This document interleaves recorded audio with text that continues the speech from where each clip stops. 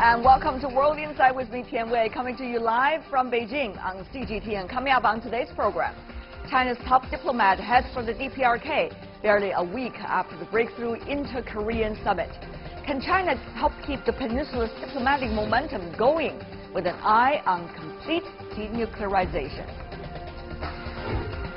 And China pursues a string of measures to reform and open up the financial sector. What does this all mean in an interview with the head of the securities watchdog, Fang Xinghai?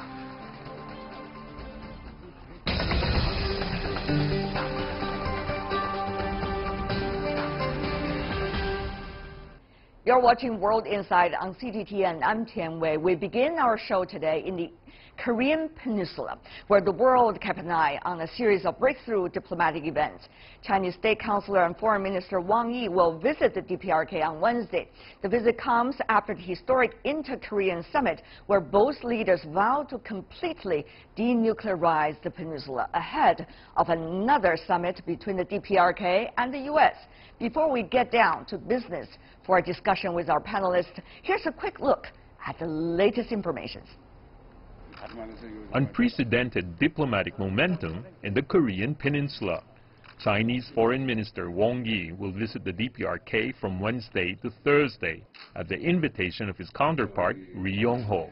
Last week, the Inter-Korean Summit was held, and the leaders of both the DPRK and South Korea signed a joint declaration confirming their common goal of complete denuclearization. China's foreign ministry earlier said China held the historic summit in high regards and welcomed the DPRK announcement on freezing nuclear and missile tests, saying it would ease Korean peninsula tensions. We applaud the two leaders' historic step and appreciate their political decisions and courage. As the Chinese poem says, we remain brothers after all the ups and downs. Let's forego our old grudges. Smiling, we will meet again. We hope and look forward to them taking this opportunity to further open a new journey of long-term stability on the peninsula. Meanwhile, Seoul and Pyongyang have signed on to several agreements. Both sides confirmed the DPRK will align its time zone with South Korea starting May 5th. According to South Korea's presidential Blue House, Seoul will soon remove all high-decibel loudspeakers from its border with the DPRK. The Blue House also said Pyongyang will dismantle the Punggye-ri nuclear testing site in May. During the Inter-Korea Summit with President Moon Jae-in held at Peace House on the southern side of Panmunjom on April 27th, Chairman Kim said he would close the nuclear test site in May and would soon invite experts from South Korea and the U.S. and journalists to transparently display the process to the international community. U.S. President Donald Trump was among those who applauded the results of the Inter-Korean Summit and praised President Xi for his help in keeping the diplomatic momentum in the peninsula last week. Weeks before the summit, President Xi met with DPRK leader Kim Jong-un in Beijing. Mr. Trump said he was looking forward to his own possible meeting with the DPRK leader, most likely in May or June.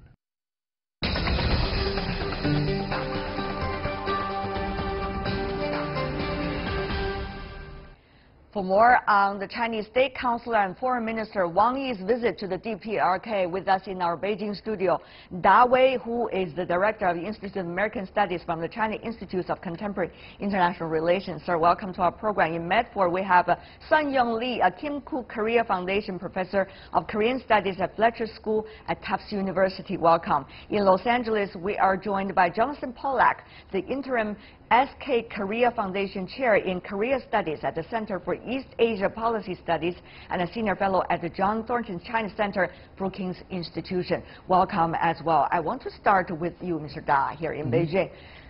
So, 11 years. It was 11 years ago at that time when the Chinese Foreign Minister, then Yang Jiechi, who went to North Korea, but this time, after 11 years, with Minister Wang, who is also the State Councilor now. What is likely to be on agenda? I think, just the leaders of the two Koreas, they just met, at the DMZ. So I think all the countries, including China, are very curious about the outcome of their dialogue. And also, I think we may all agree that there are a lot of question marks still there lingering in our mind about the future of the peninsula, about the upcoming dialogue between President Trump and Chairman Kim. So what is the next step? I think this is something that our foreign minister would like to discuss with his counterpart. Of course, at the summit, the Inter-Korean summit, the two sides claim that there could be a so-called peace treaty, claiming the end of the war, while at the same time through trilateral and quadrilateral talks. But we do not know any details about this, right, Mr. Da?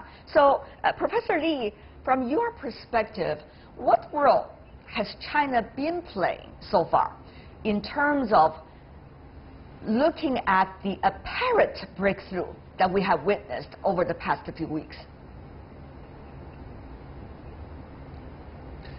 China has always played the role of a restraining force, that is, through incentives and at times verbal threats, restrain North Korean provocations and strange behavior.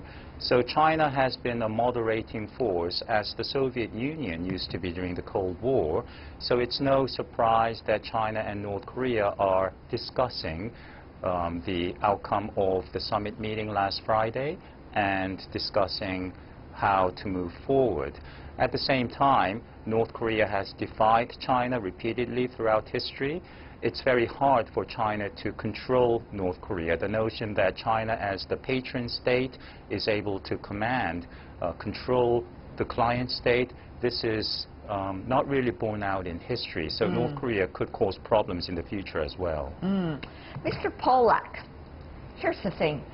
What can China do? I mean, what has China done? Do you think China's idea of so-called a double suspension, suspension for suspension, meaning suspend of a military a nuclear test and also missile test with the suspension of the joint military exercise and many other things.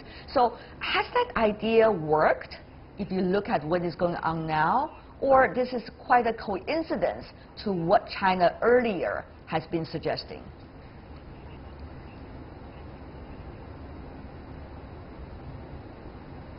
I cannot hear, Professor.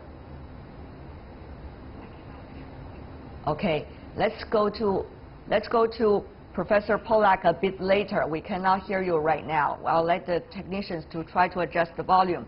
But Professor Lee, what do you think about that?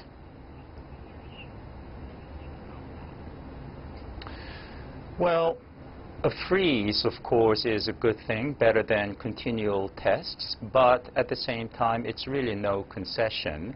It is an activity prohibited, as we know, under multiple UN Security Council resolutions. So I understand that the sway of forces, the Chinese concept of shi, which is impossible to translate into English, but the momentum certainly has shifted, and the U.S. and everyone else will go with the flow for now. But I don't think this is yet a fundamental breakthrough. North Korea's mere utterance of holding off on weapons tests is really no concession. And I've watched Rambo 1, 2, and 3, and by the time I watched Rambo 4, I had a pretty good idea how things would end and would not end. So I don't think we should grow too excited at this point. Mr. Da, what do you think? Yes, I agree with Professor Lee. I think, of course, this is only a start.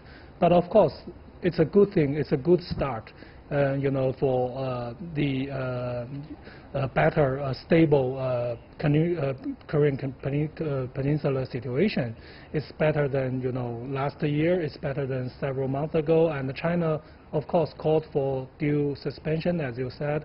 And what we have seen is a dual suspension, though I think neither the United States nor DPRK accepted that term or that idea, but in reality, I think it happened. Of course, dual suspension is not a final solution. Right. Yeah, it's only the first step. When China raised that idea, I think we also thought that's a first step. So I'm very glad to see that happen, and it's a good starting point for the midterm or long-term solution. Then the question is, Mr. Polak, will China have the capacity of being able to work out with DPRK about some of the thoughts that the DPRK might have in mind about how to proceed if it really wants to proceed with its earlier decision with the South Korea? I think, Tianwei, and I'm, by the way, I'm a non-resident senior fellow at Brookings now, no longer in that other capacity. I think that China is seeking a voice, but it doesn't necessarily get a full vote, which is kind of ironic if you think about it, given all the expectations in the United States that somehow China could tell North Korea what to do. North Korea clearly is trying to retain as much autonomy as it can here, notably that Kim Jong-un purportedly did not object to the idea that the Americans still were conducting exercises on the peninsula. It's a reminder to China that North Korea is going to try, as best it can, to define the terms in which the entire process moves ahead. So I think, again, Foreign Minister Wang, it's important that he go, or State Councilor Wang, rather, that he go to North Korea. It's the first time that we've seen someone going at this level in 11 years. It suggests something about the estrangement and difficulties between China and North Korea. But China right now, in an interesting way, I don't want to call them an observer, but they're not a central factor, at least in the near-term diplomatic interactions. But clearly all the parties have to be mindful that China will have its own equities here, and that any kind of an outcome will have to be in some significant measure with China's concurrence. Right. Mr. Da, as Chinese, we all remember the Korean War, because China was also involved together with then what was called the UN forces. But of course, many are very skeptical about that term. But what is likely to be China's role in wrapping up that part of the history if a peace treaty or something equivalent to it could be done? I think, of course, China should be and must be part of that because, as you said, China fought the Korean War, and also China signed the agreement to end to stop the war. We are one of the three parties, so obviously China will be part of that. So I don't think we need to worry about that. And Mr. Polak just mentioned that China is play a role like an observer. I think that's fine. I'm totally fine with that because I think the conflict or the contradiction on the Korean Peninsula is mainly between the U.S. and the DPRK. So it's not between China and the other countries. So it's natural that China is not, play a key role in the short term. But as Jonathan implied, that China, obviously, nobody can neglect China. China will, in the midterm, still play a very important role. As you said, like the peace treaty, obviously, China will be one of the parties. Right. China said very earlier that the North Korean side has to work it out with the United States. Eventually, it is a conflict between these two, and the result and the solutions has to be sought out between these two. By the way, there has been different discussions about what has been the relations between China and the United States when it comes to this DPRK issue. Following last week's declaration between the North and the South, the U.S. President Donald Trump was quick to praise the Chinese counterpart, apparently, shall I say, praise his Chinese counterpart, Xi Jinping, for what he called his great help in Korean Peninsula diplomacy. Let's take a look at what he's trying to say. Would be a longer, tougher, process, end of quote. Of course, that could be interpreted in so many different ways of whether it's about sanctions, whether it's about the diplomatic interactions. These could all be possible. Of course, President Trump in his tweet would not explain. But tweets are not policies, Mr. Da. So what exactly has been and is likely to be the relationship between China and the United States in seeking out a solution between North and the United States? It's an interesting question, isn't it? Yes, I think now China and the U.S., we are still on the same page. On the one hand, both countries encourage recent reconciliation between all the parties. On the other hand, I think the two countries cautiously watch the denuclearization process of DPRK. But I think we need to be very careful. I mean, China and the United States must be very careful because the overall China-U.S. relationship is not in a good shape, and the mistrust between the two countries is very high.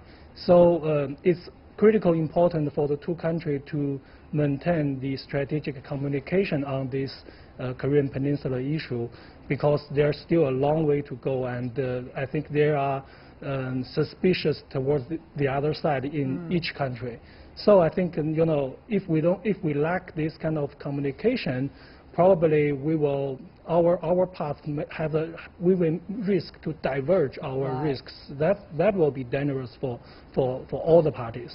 Mr. Polak, it's very interesting to see an apparent coincidence that this week we're going to see several things going on. One is Chinese Foreign Minister, State Councilor Wang Yi going to DPRK, 11 years, first time for Chinese State Councilor and Foreign Minister.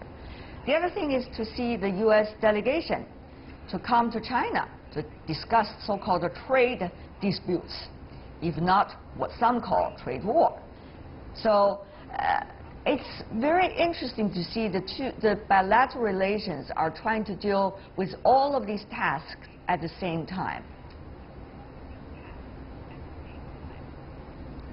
It is indeed, but I think that, you know, the festering and growing conflicts over trade, which are very, very worrying, frankly, really have an integrity or a logic of their own, quite apart from the North Korea issue. Now, it may be that President Trump felt in saying flattering things to Xi Jinping about his constructive role in the Korean situation, that it will buy the United States some goodwill in the trade talks. I don't buy that at all. You know, it seems to me that we are at a very, very tense and potentially very consequential moment because of this escalating war of words and actions that one would hope you would see movement forward on this, although I am not at all encouraged from what I hear emanating from Washington these days and from how China is likely to respond. So, you know, here again, it just underscores we are at this very fraught moment in Korea. It is imperative that all involved parties have a way to deal credibly and honestly with one another. Right. My concern would be that by injecting the trade issue, it is going to make it much more difficult than it should be to have the kind of communication, the comfortable communication between the U.S. and China that are so much needed with respect to Korea and other regional strategic issues. Right. But Professor Lee, if you look at what is next, or what could be the next, one of the things is that from the United States perspective, it seems that not many clear messages have been given out so far, even though the North has claimed that it would stop the nuclear tests, or even given up the nuclear weapons, and also to close down the nuclear site with the monitoring of journalists coming from South Korea and the United States. But from the U.S. side, we haven't heard much about whether security guarantee or other things, and particularly the steps to do it. Professor Lee, do you think there is a genuine attitude coming from Washington for that? Do you think China, with its willingness to mediate, to a certain extent, or trying to find out the next steps coming from the North, will be able to be supported by the United States by genuine planning for the future? Professor Li. Washington always has the hope that China would control North Korea, moderate North Korean behavior. At the same time, Washington is skeptical about the peace treaty that North Korea has been seeking since at least the early 1970s, because we know that historically peace treaties and non-aggression pacts don't always turn out to be peaceful. We remember a non-aggression pact between Stalin and Hitler in the late 1930s, and Japan and Russia never signed a peace treaty after 1945, but few people worry that the two countries will be shooting at each other. So the question of why North Korea wants a peace treaty is important, and I would say because there are essential practical gains to be made with a peace treaty. So which is, it would call into question the raison d'etre of U.S. troops in South Korea. So Washington is understandably skeptical. At the same time, North Korea will continue to make small concessions, like shutting down the nuclear testing site in Punggye-ri, like releasing the 3 U.S. citizens detained in North Korea, putting on more sunnier disposition, holding inter-Korean meetings, separated family reunion meetings, and so on. So the atmospherics will continue to be warm, and it will be increasingly difficult for the Trump administration not to start making concessions of its own, like stop enforcing sanctions. But as you may know, Professor Li, if I could briefly let you respond to that, goodwill, if there are real goodwills coming from both sides, it takes 2 to tango, and it has to be interactive. So it cannot be just one side try to give the goodwill, an apparent goodwill, while the others are still waiting for a whole list of things to come out before there's any real action or any real plan being revealed to the rest of the world. Professor Li. That's right. It is interactive, as you say. And in the past, the U.S. has provided North Korea with security guarantees. It's contained in the 1994 Geneva Accord, for example. But North Korea will demand a new version, and the U.S. will be prone to giving North Korea that. It's just a paper pledge, right. And North Korea doesn't really place a lot of faith in paper agreements. At the same time, Trump needs to ask himself a very basic question of logic. At what point between February 9th and March 8th, February 9th was the opening ceremony of the Olympic Games, when Vice President Pence invalidated North Korea's outreach to the South, calling it a charade. And March 8th is when Trump impulsively agreed to Kim Jong-un's proposition for a summit. At what point did North Korea's intentions go from insincere, fake, to real? So I think the Trump administration should be quite skeptical. At the same time, it will be very hard not to give North Korea some concessions in the meantime. Mr. Da, here's the question. I mean, do you see the complication of this, Mr. Da? I mean, both sides have questions toward one another about exactly what the end goals would be, and whether the end goal being described is the real end goals they're having in mind. Secondly, there's no plan. There's no step-by-step things and roadmaps. Thirdly, we do not even know what exactly going to be the next step of interactions. So how can China, in a way, Mr. Da, give us some ideas, be able to do its job, particularly State Councilor, Foreign Minister Wang Yi, during his trip this time? I would assume there's a lot of challenges. Yes, exactly. I totally agree with you. I think now, because we failed several times in history, at least twice on this issue, so that makes everyone, each party very, very cautious. I think this is correct to take this cautious attitude to the future. Well, China can play a very critical role. I think China can, in the long term, China can play 2 roles. China encourage all the parties, particularly DPRK, to engage other parties, and also encourage DPRK to develop its economy, right? So this is one role that China can play stably, and also China can put pressure on DPRK. Since we have already started this reconciliation process, but the sanction, the UN resolution is still there. China played a major role in that. So if the DPRK cannot satisfy the demand of other parties, the sanction will be there, and China still playing the most important role in that. So I think, yeah, we can play the role, yes. Well, time is running out, but I'm sure we're going to have more discussions about this in the near future. Da Wei, Sun Yong Li, Jonathan Pollack, really appreciate it. Thank you so much, gentlemen, for being with us. Thank you. And you're watching World Insight with me, Tian Wei. Still to come, program. China's financial sector seemed to be friendlier to business and stronger on IP protection after a string of reforms. I asked the head of the securities watchdog, Fang Xinghai, about how these reforms would work out in the long run. That interview right after this break. You're watching World Insight, coming to you live from Beijing. Wider market access, a friendlier business environment, enhanced efforts in protecting intellectual property rights, and expansion of import trade flows. Chinese President Xi Jinping unveiled these 4 new major policies at the Boao Forum for Asia about China's reform and opening up. Although China has made remarkable economic and social progress, more reforms and further opening up are underway. Earlier, I had a chat with Fang Xinghai, the vice chairman of the China Securities Regulatory Commission. He shared his views about what those reforms mean for his sector.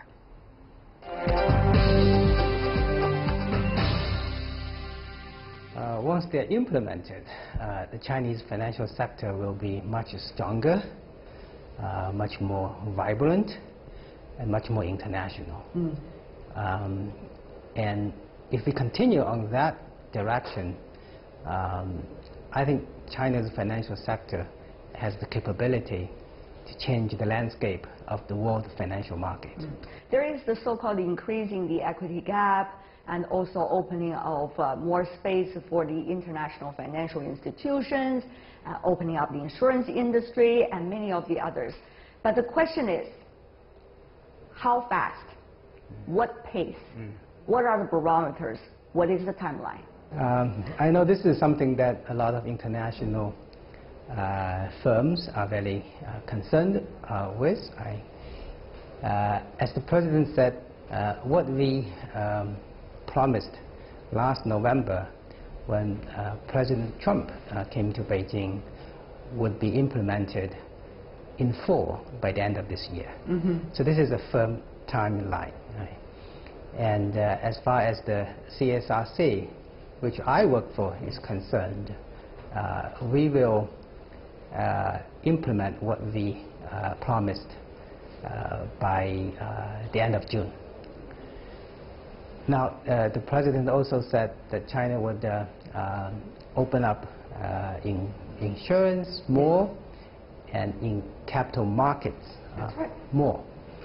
And you just stay tuned. He used the exchanges with the foreign capital market. That's right, yeah. So you just stay tuned. Concrete measures, again, with timeline, will be announced very soon. We have heard from many foreign financial institutions that they are very excited about the news. Of course, at the same time, some of them have a bit sense of cynicism because they thought they have heard news about it earlier. So I guess the question is not only communication, but also transparency, leading up to the real eventual implementation and result. So what is likely to be the step-by-step transparency revealing to the outside world what we are doing and how we are doing it? You mentioned, some outside observers and international firms. We're kind of little disappointed about sort of slow progress, right? Now, to be fair, I think they have a point. We did move. It's not true that we did not move at all. We did During move. the past few years, we did move, right? So, for example, in my area, originally a foreign firm can only own 33% of a JV securities firm. A few years ago, we increased that percentage to 49%, right? But of course, 49 is not enough because they are still not in control. And then we announced last November that we would increase it to 51%. And then in 3 years' time, it will be 100%. We are making progress, but I agree that we could have done it a little bit faster. But to the second point of your question, 2018 will be an eventful year for China's financial sector. And the president said, very perceptively, he said, history always has a way to concentrate a lot of events into 1 year, and that year would be a standout year. I think 2018 would be such a year. This year. So you're already rolling up your sleeves, huh? That's true. Work harder, and, as the president said. Stay tuned. There will be a lot more coming. But, Mr. Fang, when we are talking about the efficiency and the speed of reform, on the other hand, we should also talk about the stability and the safety of China's financial systems, because you also have a goal. So how can we, on the one hand, making sure of the speed, the reform itself, on the other hand, don't forget our original goal either. So that's quite a balance. You're very right. I mean, as we open up, as we innovate in the financial sector, stability is always another goal that we keep in our mind. Particularly if you have more opening up. It goes both ways. Sometimes when you open up, you bring in a certain element of risk. On the other hand, when you open up, actually brings in stability as well, because you bring in more capital, for example, and that increases stability. You bring in more sophisticated practices, and that brings in stability. But of course, you also bring in a lot of speculative, perhaps, activities that will increase the risk.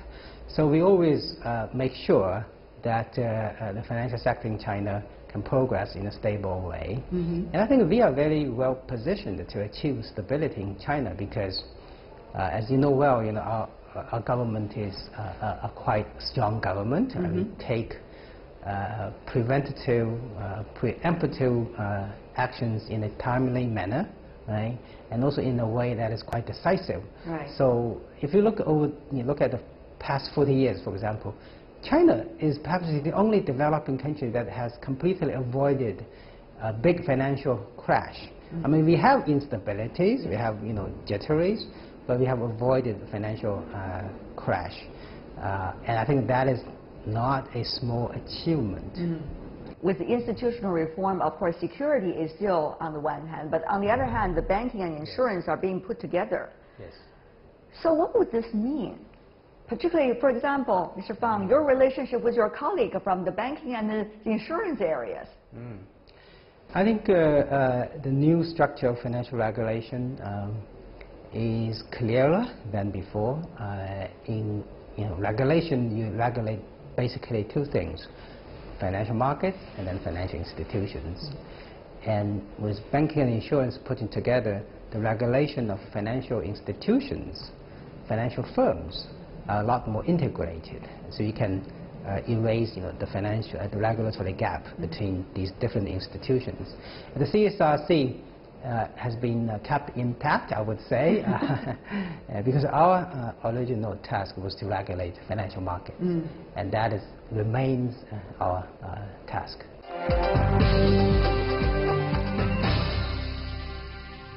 Well, China reform and opening up, as President Xi said, 40 years anniversary, this is a big year. And you said yourself earlier, this is going to be an eventful. I think that has a lot to do with the 40 years. Yes. But the question is, at the very beginning, we got the guts. Back in 78. Back in 78, right? We had nothing. And we had nothing to lose. But now we've got a lot compared to what we had before, of course. So do we still have the guts? And that's a good point. When you were very poor, you tend to be very revolutionary. You had nothing to lose, as you said. You want to try everything, and you can try everything. Now you are quite well off, right? And you have a lot of achieved results already. You don't want to waste all of them, right? So that's right. We got to be thinking more, right? Planning ahead in a more careful way. Remember, President Xi said one of the features of our reform and opening up over the last 40 years was that, on one hand, we crossed the river by touching the stone. On the other hand, we also do this overall planning, right, for reform. And that is very much a feature of our reforms. And I think going forward, the kind of top-down, careful planning would be a lot more important than, say, 40 years ago, right? Now, as we proceed in a more careful way, on the other hand, we also have a lot more resources at our disposal than 40 years ago, right? So we can do a lot of bigger things today than we used What to be are the able to bigger do. things you're having in mind? Well, I will just give you one example. And 40 years ago, we did not even have a securities market, all right? And the market was only established about 28 years ago, right? Now, our markets, whether it's the stock market or the commodity futures market or the bond market, are already among number 2 and number 3 in the world. So our size is very big, and it's increasing, every day. So we are very attractive to the rest of the world. So, we can use that huge size of the market to attract a lot of institutional investors to come to China. This is something that we could not do many years ago. But China also wants to emphasize that the market will play a decisive role. Of course. On the other hand, China has a very strong government. Of course. And the government could put out measures that will be quote-unquote attractive to the international investors or to domestic firms to be listed here in China. So how do you see that, an advantage or disadvantage? I would think if we can play the role of the government well, it's an advantage, right? To you, what is quote-unquote well? The government has to be very wise. You cannot intervene all the time, right? And you have to intervene in a wise way. And when you do it in a wise way, you can, first of all, you can maintain stability, which is very important for the financial sector. And secondly, you can coordinate the different forces in the society, in the system, to make certain big reform and opening up happen, right? In a lot of countries, for example, reforms are very difficult, right? Because the different branches of the government, they are kind of interlocked with each other. They cannot move, whereas not the case in China. But on the other hand, we also want to make sure that government is like the big brother. Right? It does not overplay its hand. And in President Xi's speech, there's one sentence which is very, very important in my view. And he said we should not force other people to buy or force other people to sell. And I thought that was very, very perceptive and very much needed at this point. Because China is so big, right? If we always play, the force that plays our size, right? and force other people to buy or sell, they have to do it. But that's not the best way to open up. But I wondered whether within your circle of friends and colleagues, you have to debate about this all the time. I mean, it's easy if you use administrative measures. You got things done very quickly. You seem to have a great result within a small period of time. But of course, the long-term impact, it is another issue. Yes. But I wondered whether people know it very well, particularly when they have short-term interests or goals they have to achieve. So this long-term and short-term, always a struggle, I would assume, Mr. Fang. That's right. I mean, there's always this trade-off between long-term and short-term. Do you have fierce debate?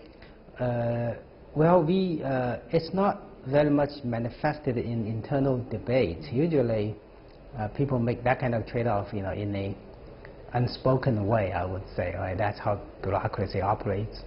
But the good thing about our system is that, we have one ruling party, right, that is in power for a long time, and President Xi certainly is a very long-term thinker, right?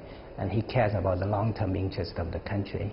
So at that level, we do have a very long-term goal, and that makes this short-term, long-term trade-off very much in favor of the long-term outcome. Having said that, though, Mr. Fang, I do have one question also related to the latest development between China and the United States.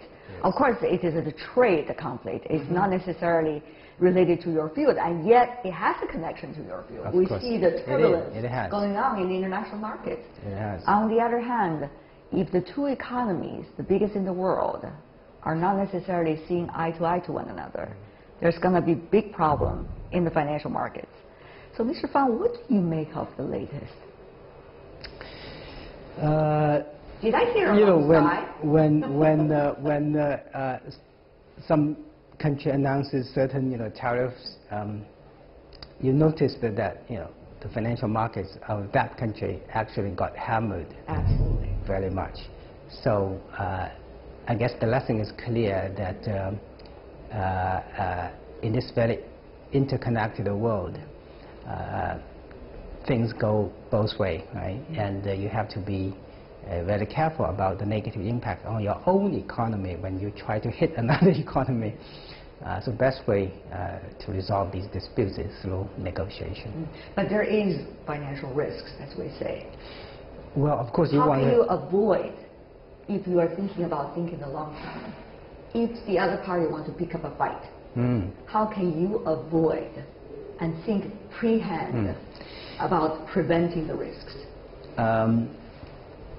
Well, you make your... That's the Chinese goal, isn't it? I mean, there are always two ways. You play the chess and you think about that way. Well, there's always, so two aspects, to this question. One is that you do communicate with the other side in a advanced, in a much earlier, right, in a proactive way to make sure that you understand each other. But sometimes, not all the communications can work out, right? So if there's a real fight, then you get really very well prepared. So for example, in the financial sector, you make sure your financial system is robust, right? Can withstand certain outside shocks. If your financial sector is very much fragile, for example, if asset prices is very high, and there's a lot of bubble, then you cannot withstand that kind of shock. So make sure that your system is stable. So make sure your own things is you're well prepared. Yeah, prepared. If you have to fight, then you have to fight. That's the best way to do it.